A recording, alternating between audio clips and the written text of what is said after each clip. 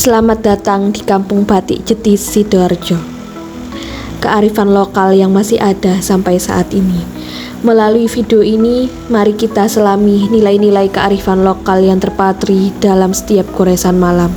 Inilah kisah Batik Jetis, kisah tentang warisan perjuangan dan cinta pada budaya.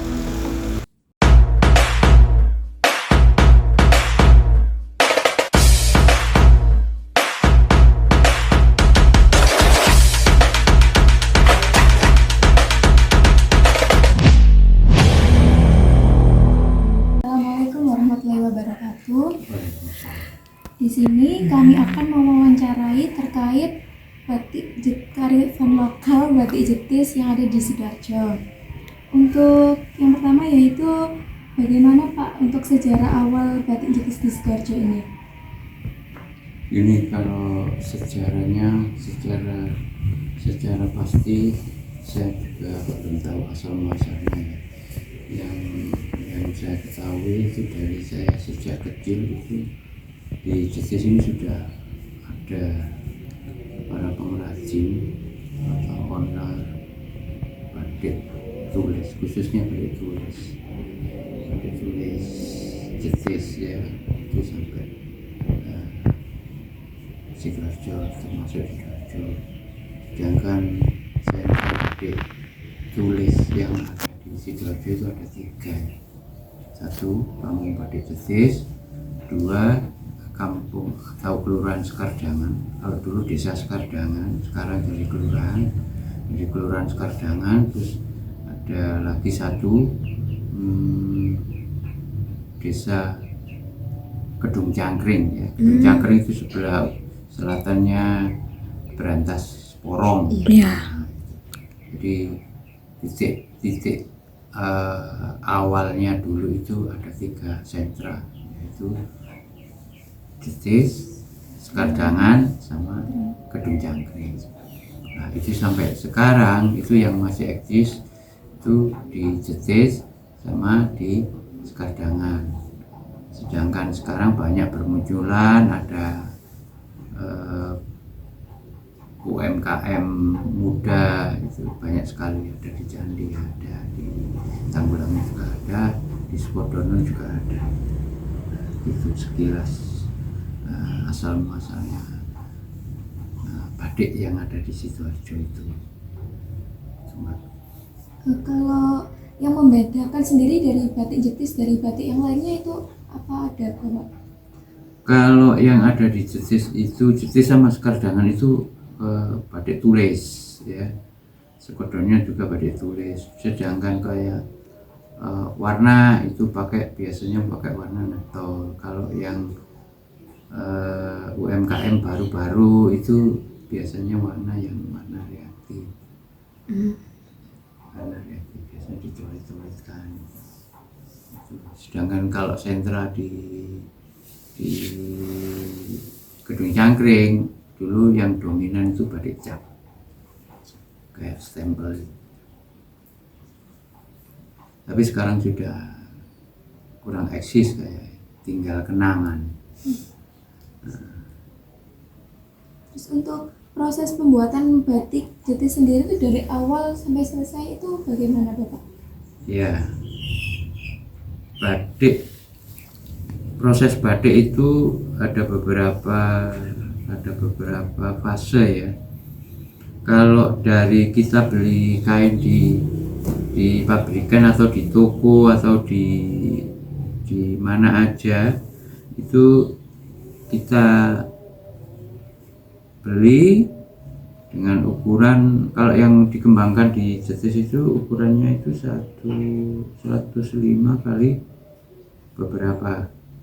Ada yang kalau untuk jarik itu 105 kali 2,50 meter. Kalau untuk sarung itu 1,5 meter kali 2,10 meter. Kalau dipakai selendang gendong ya, selendang gendong bayi itu 90 cm kali 2,70 meter. Nah, itu. Jadi tergantung kegunaannya. Jadi kita sebelum sebelum membuat itu harus kita rencanakan kain ini mau kita buat apa. Jadi biar tahu nanti ukurannya sekian jadinya sekian. Setelah kita beli kain, kita potong-potong sesuai dengan kegunaannya, baru nanti kita olah. Diolah itu tujuannya membuka pori-pori. Jadi ini kan kain pabrikan itu kan masih tertutup, ya, pori-porinya masih tertutup. Nah itu dibuka dengan diolah menggunakan air, soda as, sama minyak kacang.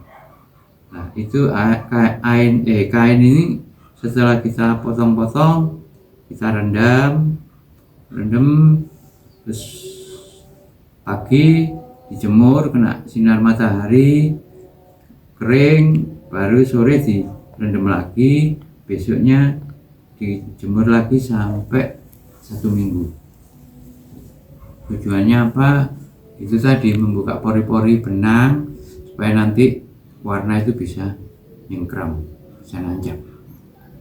Setelah itu kita bersihkan, kita lapisi kanji, ya, kanji bubur itu kayak orang dulu pakaian itu, ya. Nah, itu setelah itu dijemur, dirapikan, baru proses desain, ya, desain kita gambar. Nah, setelah kita gambar selesai, baru proses canting, ya, proses canting. Nah ini proses canting. Nah, setelah proses canting, baru proses pengeblokan. Mana yang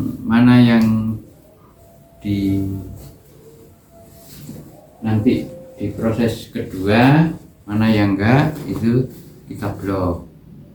Tujuannya apa di blok? Tujuannya supaya nanti kalau kita mau warna, bloknya ini tidak kena warna, tetap putih. Nah, untuk mencanting proses berikutnya. Setelah selesai, baru proses pewarnaan, ya. Motifnya ini diwarnai daun pakai warna apa? Warna hijau. Terus kalau untuk motif-motif binatang, sayapnya kita warna apa, bunganya kita warna apa, sesuai dengan keinginan. Setelah proses warna, baru dilorot, ya, dilorot atau dibersihkan. Dilorot, dibersihkan itu tujuannya, jadi ada yang kena warna, ada yang nggak kena warna. Yang nggak kena warna itu tadi yang kena blok itu. Nah, di blok ini nanti ini tetap putih, ya, yang di blok tetap putih, yang kena blok itu tetap putih. Setelah di blok, setelah dibersihkan putih, baru kita canting lagi. Kita canting lagi sesuai dengan keinginan kita. Setelah itu nanti proses pewarnaan yang berikutnya ini. Ini ya, setelah ini ya, baru nanti di blok yang ada warnanya yang tidak diinginkan kena warna berikutnya, di blok seperti kayak gini. Nah, kayak gini. Tujuannya apa? Tujuannya nanti supaya nggak kena warna. Kalau yang ini mau diwarna, ini nggak kena warna, ya. Tujuannya itu. Setelah itu baru nanti ini proses warna, diwarna. Setelah diwarna selesai, baru dibersihkan. Kita bersihkan, jadi ini seperti ini. Nah, finish ini, sudah gini finish, selesai.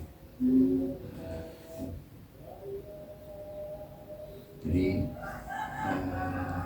tahap demi tahap menunjukkan bahwa prosesnya itu begitu. Selanjutnya pertanyaannya ditanyakan sama teman saya, Sekian dari saya. Masuki pertanyaan yang selanjutnya ya Pak, terkait pewarnaan dari batik di Jetis ini tuh masih menggunakan teknik tradisional atau sudah ada inovasi dalam pewarnaan pada kain batiknya? Kita memakai warna itu sama dengan dahulu, jadi nggak ada perbedaan. Kalau teknik mewarna itu yang dikembangkan di Jetis ini ada dua, satu warna kering, dua warna basah. Kalau warna kering itu dengan cara dicolet, ya, dicolet ini, jadi di kuas sama kuas itu dicolet. Daun misalnya hijau, diwarna hijau. Kalau bunga biar menarik, warna pink, warna oranye, warna merah, nah, supaya warnanya itu tampak gitu. Terus yang warna yang kedua itu dengan cara dicelup. Jadi warna basah ya, dengan teknik basah dengan jalan dicelup. Jadi yang dicolet-colet tadi itu diblok ya, supaya nggak kena warna yang berikutnya. Jadi misalnya ini hijau tadi, warna berikutnya itu biru, nah, ini diblok, semua diblok kembang lilin kayak gini ya, kayak gini nih, baru warna dasarnya. Setelah di warna dasar baru dilorot atau dibersihkan, sehingga warna yang diblok tadi nggak kena warna yang barusan. Jadi misalnya pink kena warna biru kan jadi biru. Okay. Nah, gitu. Tadi kan sampun dijelaskan kalau pembuatan batik ini melalui beberapa fase atau tahap. Nah, umumnya di pembuatan di batik di Jetis ini tuh biasanya tuh memakan waktu berapa lama nih Pak? Kalau yang produk massal, juga teman-teman itu kan produk massal. Maksudnya massal itu satu desain ini bisa dikerjakan yang sama itu bisa sampai 20, bisa sampai 40, bisa 50 potong. Nah, itu biasanya lama prosesnya itu bisa 1 bulan, karena sudah berputar ya, fasenya itu berputar, ada yang setengah jadi, ada yang baru mulai, ada yang mendekati selesai, jadi berputar. Jadi sehingga kayaknya itu bisa 2 minggu, bisa 10 hari finish karena sudah berputar. Sedangkan kalau yang bukan produk massal ini lama, bisa 3 bulan, kayak gini ini bisa 3 bulan. Karena apa? Karena ya saling menunggu, terus prosesnya juga rumit gitu. Setelah pewarnaan itu biasanya pengolahannya itu limbahnya itu pripun Pak? Apakah di sini sempat terjadi pencemaran lingkungan akibat dari limbah-limbah cairan dari batik? Di sini kan home industry Mbak ya. Home industry itu enggak seperti industri Mbak ya. Enggak seperti industri. Kalau industri kan limbahnya kan banyak ya. Kalau home industry itu paling banyak 2 ember. 2 ember. Itu banyak yang dari kemarin itu dari mahasiswa ITS, dari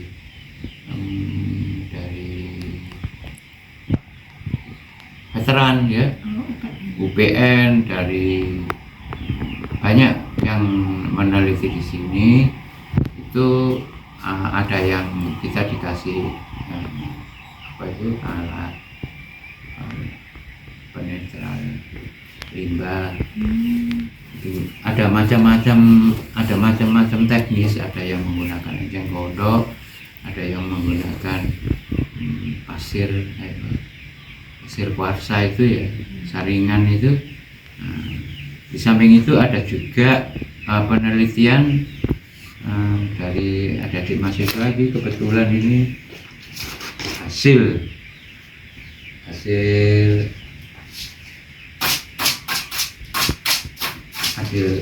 lab. Ini hasil labnya, coba diteliti, jadi nggak seberapa.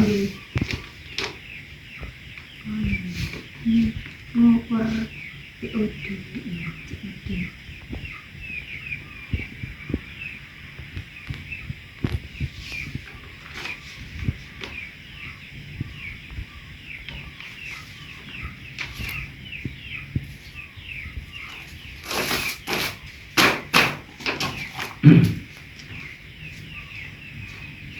Jadi kekhawatiran itu sudah ada penelitiannya di labnya ya. Jadi nggak begitu mengkhawatirkan untuk limbah badik. Ini pertanyaan dari saya cukup semanten Pak, nanti dilanjutkan teman saya yang satunya lagi. Niku pada saat membatik niku kan cantingnya niku dipanaskan ya. Ya, jadi peralatan canting mencanting itu ada beberapa alat ya. Ada canting itu alat yang pokok ya, 2 wajan, 3 kompor ya. Kompor menggunakan gas. Sekarang gas kan sulit ya, tapi ya ada, tapi ya mahal sekarang. Dan ada lagi yang sekarang menggunakan kompor listrik ya. Tapi canting tetap berperan, karena apa? Karena goreskan di motif itu menggunakan canting. Iya, memang canting menggunakan malam kalau nggak dipanasi nggak cair, Mbak. Oh, niku enten suhunya berapa derajat nopo sampai panas? Kalau sepengetahuan saya itu kalau untuk lilin itu rendah sekali kok, Mbak, nggak panas paling 50-60 sampai 70 derajat paling. Itu sudah meleleh. Yang penting lilin itu mencair. Nah, yang dipakai itu ujungnya ini beberapa ukuran ya. Beberapa ukuran, ada yang kecil, ada yang sedang, ada nomor-nomornya 1, 2, 3 sampai 10, 12 sampai besar. Kegunaannya beda-beda. Kalau yang ukuran nomor 1, nomor 2 itu untuk reng-rengan, istilahnya reng-rengan yang habis desain itu. Nah, ini ada tontongan, istilah tontongan ya. Ini untuk menyimpan, ambil dari wajan, menyimpan lilin panas itu. Nah, setelah ada di dalam sini baru digoreskan di media kainnya yang ada desainnya tadi. Jadi untuk membentuk desain itu. Nah, kalau sudah kelihatan agak seret, itu kita kembalikan ke wajan, ambil lagi. Itu pelan-pelan. Jadi sehingga terbentuk kayak ini, sesuai desainnya. Jadi kalau misal lilinnya dingin itu mempengaruhi batiknya juga gitu? Nggak bisa. Kalau lilinnya dingin nggak bisa nempel, Mbak. Ke kain itu nggak bisa nempel, jadi harus cair. Nah, kalau cair itu pasti panas. Nah, baru nanti digoreskan di desainnya ini. Terus faktor apa yang mempengaruhi ketahanan kain batik terhadap pencucian dan paparan sinar matahari? Kan kalau dicuci biasanya ada yang batiknya itu luntur, atau pas dijemur itu ada yang keringnya beda gitu. Makanya kan sejak awal itu kan sebelum didesain, sebelum dicanting itu kan diproses, Mbak. diproses, dibuka pori-porinya. Tujuannya apa? Tujuannya warna itu biar nyengkram di benang, struktur benangnya itu. Lah, efeknya kalau sudah nyengkram di benang itu tidak akan luntur.